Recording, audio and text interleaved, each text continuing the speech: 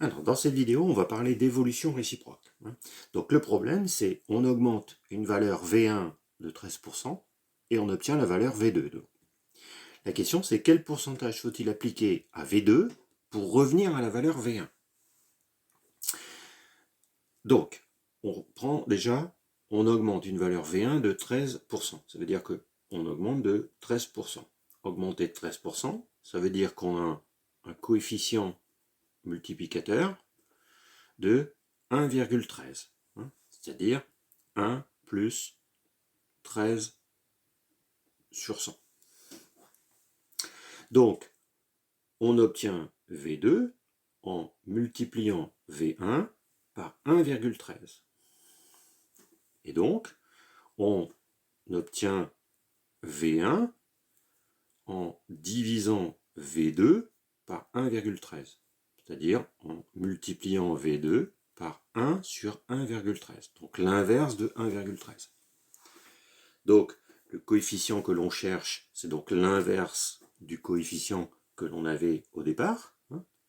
Ensuite, on peut déterminer une valeur approchée de l'inverse de 1,13. On trouve à peu près 0,885.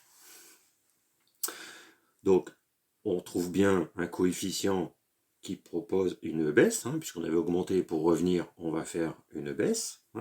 Donc on a V1 qui est égal à V2 fois 0,885. Et ce 0,885,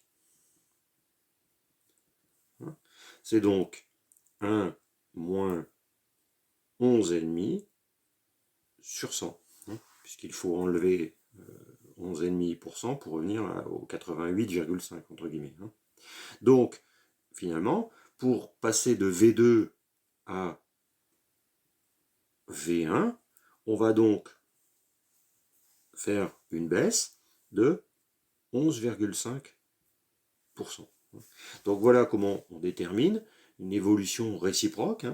Si on veut revenir à la valeur d'avant, on ne peut pas appliquer le même pourcentage, puisque la valeur étant ici plus grande, si on applique le même pourcentage, on va enlever plus.